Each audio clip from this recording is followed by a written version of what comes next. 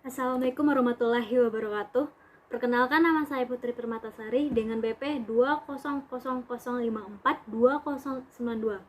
Pada kesempatan kali ini saya akan mempresentasikan mengenai belanja daerah. Terlebih dahulu sebaiknya kita memahami apa itu pengertian belanja daerah. Belanja daerah adalah kewajiban Pemda yang diakui sebagai pengurang nilai kekayaan bersih dalam periode tahun anggaran yang bersangkutan. Belanja daerah juga memiliki fungsi, antara lainnya adalah yang pertama adalah berdasarkan peraturan pemerintah nomor 58 tahun 2005 tentang pengelolaan keuangan daerah.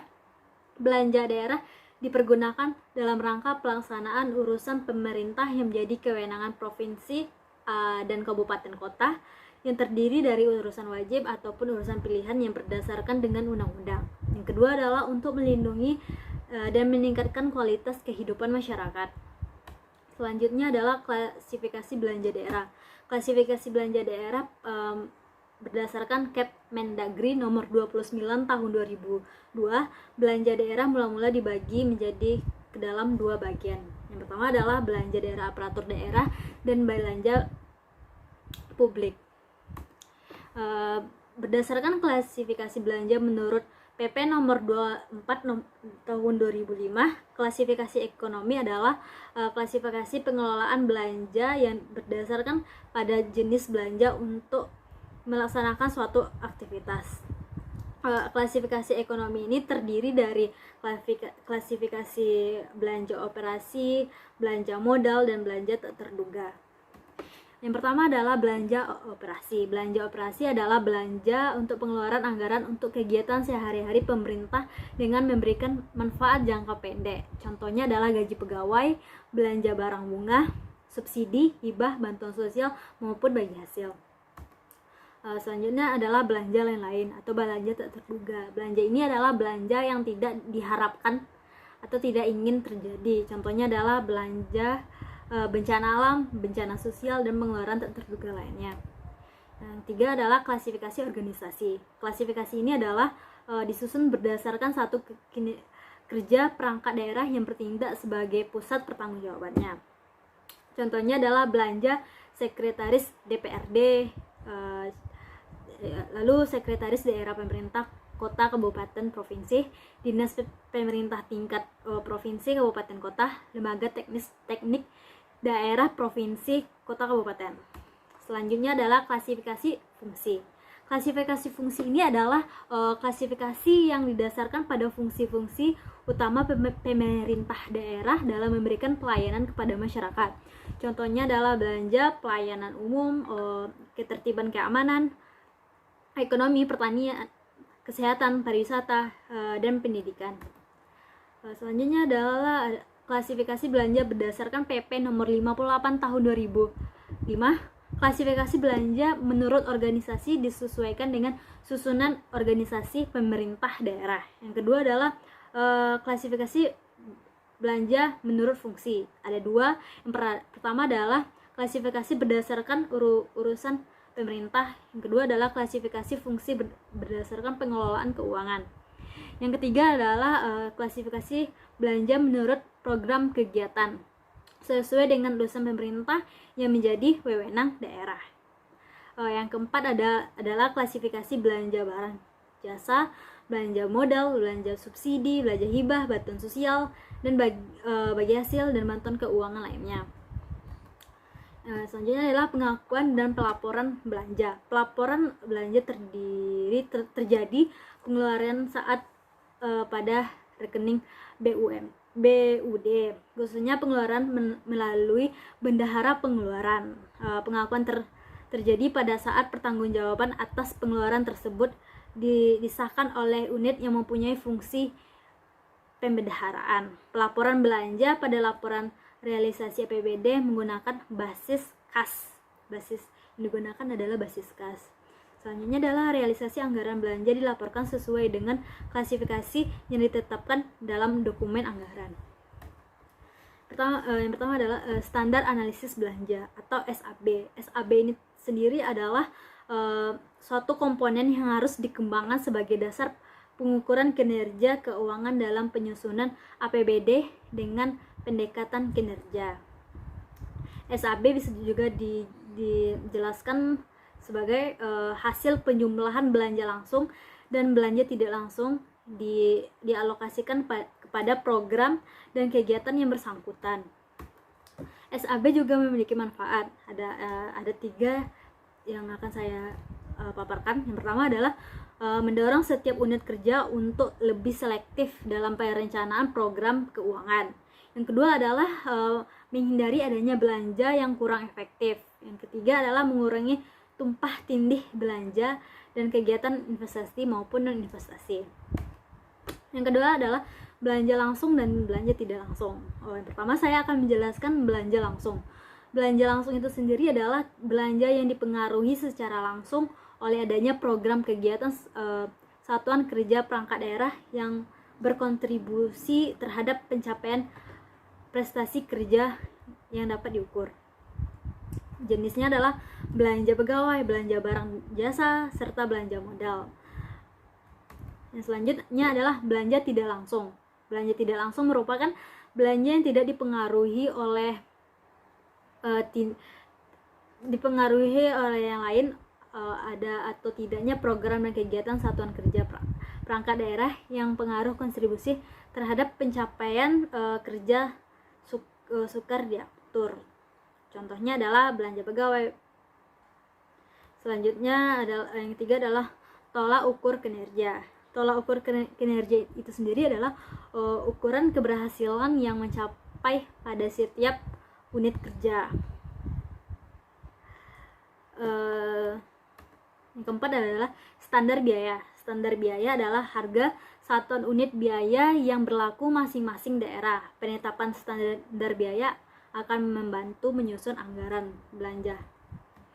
Yang kelima adalah pengukuran output. Pengukuran output merupakan komponen lain yang perlu dilakukan untuk dasar pengurangan kinerja keuangan dalam sistem anggaran kinerja. Tujuannya yaitu untuk mengukur efisiensi, yaitu rasio output terhadap input. Contohnya input adalah biaya dan belanja.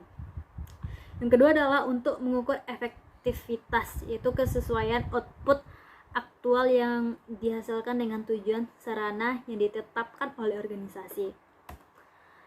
Selanjutnya ada itu subsidi untuk pelayanan masyarakat.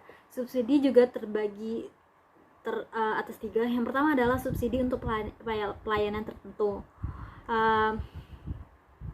Kebijakan ini ditujukan untuk mendorong penggunaan pelayanan terhadap klien yang tidak mampu membayar harga normal. Selanjutnya adalah subsidi untuk semua klien. Itu semua klien membayar harga di bawah harga normal dari pelayanan yang mereka terima. Contohnya sekolah negeri atau puskesmas. Yang ketiga adalah subsidi untuk klien tertentu. Ini adalah untuk memberikan pelayanan pada klien yang memenuhi syarat atau berhak untuk mendapatkan itu, di mana sebagian dari klien mungkin tidak mampu untuk membayar harga normal. Contohnya adalah sekolah atau universitas memberikan subsidi pelajar tertentu berupa beasiswa, pengurangan biaya pendidikan, pengurangan biaya UKT atau biaya sekolah, atau bantuan keuangan lainnya. Yang selanjutnya adalah penganggaran belanja daerah pada APBD. Berdasarkan peraturan Menteri Dalam Negeri nomor 26 tahun 2006 tentang penyusunan APBD anggaran 2007, belanja daerah yang dianggarkan dalam APBD supaya mendomani hal-hal sebagai berikut. Yang pertama adalah belanja daerah diprioritaskan dalam rangka pelaksanaan urusan pemerintah. Yang kedua adalah belanja dalam rangka penyelenggaraan urusan wajib digunakan untuk meningkatkan kualitas kehidupan. Yang ketiga adalah belanja daerah disusun berdasarkan pendekatan prestasi kerja berorientasi pada pencapaian hasil input yang direncanakan. Selanjutnya adalah belanja pegawai. Penganggaran gaji dan tunjangan ke-13 PNS dan tunjangan jabatan struktur tujuan lainnya dibayar sesuai dengan ketentuan undang-undang. Belanja barang dan jasa. Penyediaan anggaran untuk barang dan jasa dipakai habis disesuaikan dengan kebutuhan nyata dalam rangka pelaksanaan tugas dan fungsi SKPD dengan pertimbangan jumlah pegawai atau volume pekerjaan. Selanjutnya adalah belanja modal. Belanja modal ini merupakan pengeluaran yang dianggarkan untuk pembelian aset tetap dan aset lainnya. Masa manfaat lebih dari 12 bulan ini merupakan contoh aset yang harus dibelanja, lalu merupakan objek pemeliharaan dan jumlah nilai rupiah material sesuai dengan kebijakan akuntansi. Selanjutnya adalah belanja DPRD. Belanja pemimpin anggota DPRD meliputi uang representasi, tunjangan keluarga, tunjangan beras, tunjangan paket, uang paket, tunjangan jabatan, tunjangan panitia masyarakat, tunjangan komisi, tunjangan panitia, dan banyak tunjangan lainnya. Yang 10 adalah belanja kepala daerah dan wakil kepala.